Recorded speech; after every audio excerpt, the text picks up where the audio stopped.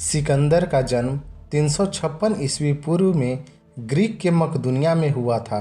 उसका पिता फिलिप मकदूनिया का राजा था जिसने कई शादियां की थी। 336 ईस्वी पूर्व में सिकंदर जब 19 से 20 साल का था तो उसके पिता फिलिप की हत्या कर दी गई। ऐसा भी कहा जाता है कि सिकंदर की मां ओलंपिया ने ही जहर देकर अपने पति की हत्या करवाई थी। अपने पिता की मृत्यु के बाद सिकंदर ने राजगद्दी पाने के लिए अपने सौतेले और चचेरे भाइयों का कत्ल कर दिया और मकदूनिया का राजा बन गया। सिकंदर का गुरु अरस्तु थे, जो एक बहुत ही विद्वान और महान दार्शनिक थे। अरस्तु के महत्व का अंदाजा इसी बात से लगाया जा सकता है कि आज पूरी दुनिया में जहाँ जहाँ भी दर्शन शास्त्र, गणित, विज्ञान और मनोविज्ञान पढ़ाया जाता है, उसमें कहीं न कहीं अरस्तु के विचारों का उल्लेख जरूर किया जाता है, भले ही एक आध लाइन ही क्यों ना हो। सिकंदर जैसे प्रतिभाशाली व्यक्ति को निखारने का काम अरस्तु ने ही किया था। कई इतिहासकार मानते हैं कि वह अरस्तु ही थे जिसने सिकंदर के मन में पूरी दुनिया जीतने का सपना जगाया था।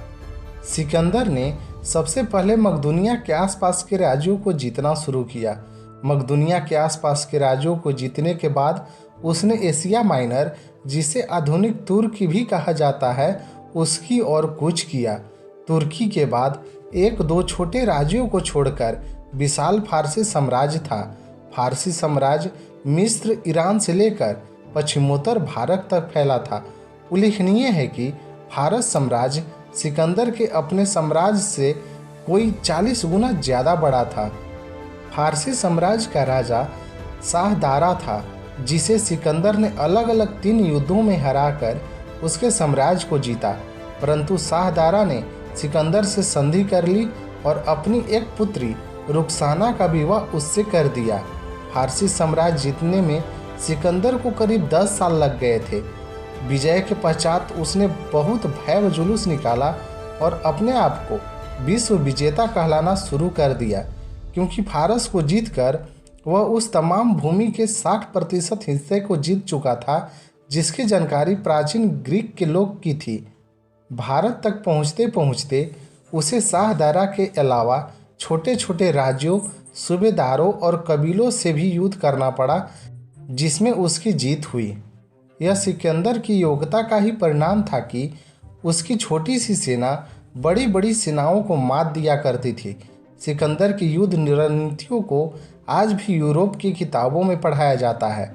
सिकंदर के पत्थर और आग के गोले फेंकने वाले गुलेल नुमा बड़े बड़े हथियार थे और उसने सैनिकों की लंबी लंबी ढालें युद्ध में निर्णायक भूमिका भी निभाती थी। कई ऐसे मौके पर जब सिकंदर की सेना युद्ध में कमज़ोर पड़ती दिखती थी तो सिकंदर खुद आगे होकर लड़ता था, जिससे सेना का मनोबल बढ़ जाता था। सिकंदर ने भारत पर 326 ईस्वी पूर्व में हमला किया था। उस समय भारत छोटे छोटे राज्यों और गणराज्यों में बटा हुआ था। राज्यों में राजा शासन करते थे और गणराज्यों के मुखी गणपति होते थे, जो प्रजा की इच्छा अनुसार ही फैसला लेते थे।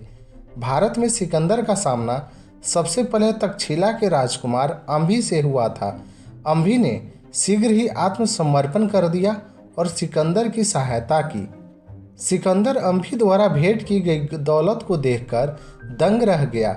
वह सोच में पड़ गया कि अगर भारत के एक छोटे से राज्य के पास इतनी धन संपदा है तो पूरे भारत में कितनी होगी। भारत की धन संपदा देखकर उसे भारत जीतने की इच्छा और बढ़ गई। उधर तक्षशिला विश्वविद्यालय के एक आचार्य चाणक्य से भारत पर किसी विदेशी का हमला ना देखा गया। चाणक्य ने भारतीय संस्कृति को बचाने के लिए सभी राजाओं से सिकंदर के विरुद्ध लड़ने का आग्रह किया, परंतु सभी राजा अपनी आपसी दुश्मनी की वजह से एक साथ न आ सके। चाणक्य ने सबसे शक्तिशाली राज मगध के राजा धनानंद से भी गुहार लगाई, परंतु उसने चाणक्य का अपमान कर महल से निकाल दिया। इसके बाद चाणक्य ने गणराज्यों से एक होने की अपील की, जिसमें वह काफ़ी सफल रहे। इन गणराज्यों ने वापसी के समय सिकंदर को बहुत नुकसान पहुंचाया। सिकंदर का सबसे महत्वपूर्ण युद्ध झेलम नदी के तट पर राजा पुरु या पोरस से हुआ। इस युद्ध को बितस्ता का युद्ध या फिर हाइडेस्पिस का युद्ध भी कहा जाता है, क्योंकि यह युद्ध बितस्ता नदी के किनारे लड़ी गई थी। महाराजा पुरुष सिंध पंजाब सहित एक बहुत बड़े भूभाग के स्वामी थे और अपनी वीरता के लिए प्रसिद्ध थे। सिकंदर की सेना को झेलम नदी पार करके पोरस से युद्ध करना था, परंतु वर्षा के मौसम के कारण नदी में बाढ़ आ गई थी और नदी पार करना मुश्किल था। पर रात में किसी तरह यवन सेना नदी के पार पहुंच गई। नदी के उस पार राजा पुरु भी 3000 पैदल सैनिक, 4000 घोड़सवार, 300 रथ और 200 हाथियों के साथ सिकंदर के स्वागत के लिए तैयार खड़े थे। सिकंदर ने महाराज पोरस के पास एक संदेश भिजवाया, जिसमें पोरस को अधीनता स्वीकार करने को कहा गया, पर पोरस ने ऐसा नहीं किया। इसके बाद दोनों सेनाओं में भयंकर युद्ध शुरू हो गया। राजा पुरु, जिसे स्वयं यवन 7 फुट के ऊपर का बताता है, अपनी शक्तिशाली सेना के साथ यवन सेना पर टूट पड़ी। पोरस के हाथियों ने यूनानियों का जिस भयंकर रूप से संहार किया, उससे सिकंदर और यवन घबरा गए। युद्ध के पहले ही दिन सिकंदर की सेना को जमकर टक्कर मिली। इस युद्ध के बाद सिकंदर की सेना का मनोबल टूट गया। सिकंदर भी अनुभव किया कि वो पोरस को हरा नहीं सकेगा और लड़ाई जारी रखकर अपना नुकसान कर लेगा। अतः उसने पोरस को युद्ध रोकने का प्रस्ताव भेजा, जिसे पोरस ने मान लिया। दोनों पक्षों में संधि हुई, जिसके अनुसार पोरस सिकंदर को आगे आने वाले युद्ध अभियानों में सहायता करेगा और बदले में जीते हुए राज्यों पर पोरस का शासन होगा। पोरस के युद्ध के बाद सिकंदर की सेना छोटे हिंदू गणराज्यों से भिड़ी। इसमें कठ साम्राज्य के साथ हुई लड़ाई काफ़ी बड़ी थी। कठ जाति के लोग, जिन्हें कथेयोइक या कथा जाति भी कहा जाता है, अपने साहस के लिए सर्वप्रसिद्ध थी। कठों ने एक बार तो यवनों के छक्के छुड़ा दिए थे, लेकिन कम संख्या के कारण उन्हें हार का मुंह देखना पड़ा। कठों से युद्ध लड़कर यवन सेना ब्यास नदी तक पहुंच ही पाई थी कि उसने आगे बढ़ने से मना कर दिया। उन्होंने सुन रखा था कि ब्यास नदी के पार नंदवंशी राजा के पास 20,000 घुड़सवार सैनिक, 2 लाख पैदल सैनिक, 2004 घोड़े वाले रथ और लगभग 6000 हाथी थे। इतनी विशाल सेना के बारे में सुनकर वह घबरा गए। पंजाब में उन्हें जिस विरोध का सामना करना पड़ा, उससे उन्हें ज्ञात हो गया होगा कि भविष्य में उन्हें किस प्रकार के युद्ध से लड़ना होगा। पंजाब के छोटे छोटे गणतंत्रीय राजाओं की सेनाएं भी इतनी उत्साह से लड़ी थी कि सिकंदर की सेना को एहसास हो गया था कि नंदों से टक्कर होने पर उनका क्या हल होगा। सिकंदर पूरे भारत पर विजय पाना चाहता था, लेकिन उसे अपने सैनिकों की मर्जी के कारण ब्यास नदी से ही वापस लौट जाना पड़ा। वापिस जाते हुए उसे मालव और क्षुद्रक आदि कई वीर हिंदी गणराज्यों से संगठित विरोध का सामना करना पड़ा, क्योंकि सिकंदर की योजना जाते जाते इनके क्षेत्र को जीतने की थी। माना जाता है कि इन सभी गणराज्यों को एक साथ लाने में आचार्य चाणक्य का बहुत बड़ा योगदान था। इन सभी गणराज्यों ने सिकंदर को काफ़ी क्षति पहुंचाई, उसकी सेना के हौसले पस्त कर दिए। हमारे इतिहास की किताबों में सिकंदर को एक महान योद्धा बताया जाता है और यह भी कि उसने पोरस के युद्ध में हरा दिया था और उसकी वीरता से प्रसन्न होकर उनका राज वापिस कर दिया था। पर इतिहासकारों के अनुसार सिकंदर ने कभी भी उदारता नहीं दिखाई। वह एक अत्यंत अत्याचारी और शराबी व्यक्ति था। उसने अपने अनेक सहयोगियों को उनकी छोटी सी भूल के लिए तड़पा तड़पा कर मार डाला था। एक बार किसी छोटी सी बात से उसने अपने सबसे करीबी मित्र कलिटोस को मरवा डाला। अपने पिता के मित्र परमिनियन को भी मरवा दिया।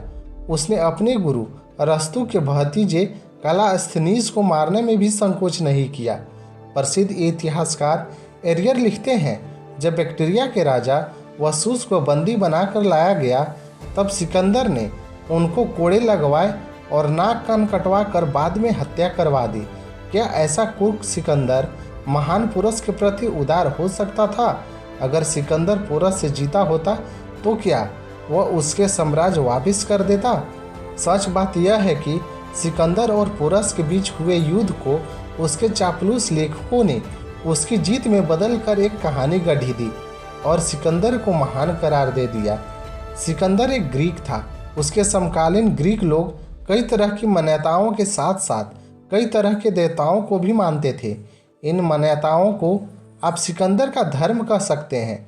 हालांकि प्राचीन ग्रीक धर्म बहुत व्यवस्थित या संकेंद्रित नहीं था, लेकिन सिकंदर की आस्था किसी मानवता या देवता में होने की बजाय लोगों के सामने स्वयं देवता बनने की थी।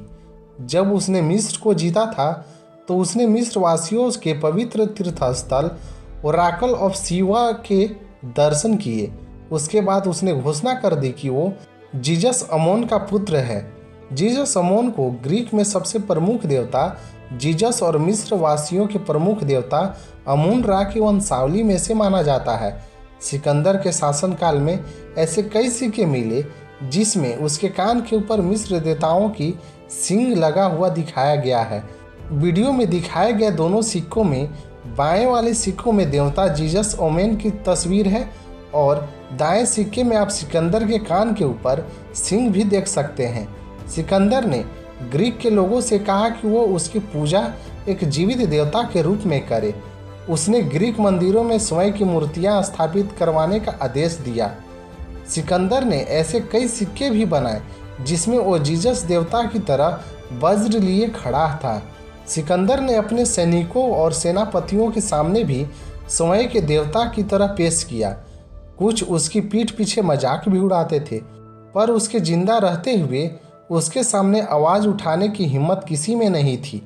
सिकंदर की मृत्यु के बाद ज़्यादातर ग्रीकों ने उसकी उपासना करनी बंद कर दी। अब सिकंदर को महज उसके कुछ बसाए शहरों में ही पूजा जाता था, जैसे कि मिस्र का सिकंदरिया शहर। कुछ लोगों का मानना है कि कुरान में वर्णित दाहुल कुरियान नाम का व्यक्ति सिकंदर ही है, पर यह एक विवाद का विषय है। अपने विश्व विजय के सपने के टूट जाने के बाद सिकंदर अत्यधिक शराब पीने लगा और उदास रहने लगा। सिकंदर भारत में लगभग 19 महीने रहा। जब वह बेबीलोन पहुंचा तो 323 ईस्वी पूर्व में 33 साल की उम्र में उसकी मौत हो गई। उसकी मौत का कारण मलेरिया बताया जाता है। सिकंदर की सच्चाई जानने के बाद पता चलता है कि वह कोई विश्व विजेता नहीं था और ना ही महान। सिकंदर से भी कई गुना ज़्यादा क्षेत्र चंगेज खां और अन्य राजा जीत चुके थे। उसने पृथ्वी के मात्र 5% हिस्से को जीता था। इसमें कोई शक नहीं कि सिकंदर एक कुशल योद्धा था और इतिहास में महत्वपूर्ण स्थान रखता है, पर ऐसी कोई वजह नहीं है कि उसे विश्व विजेता कहा जाए या उसके नाम के आगे महान लगाया जाए।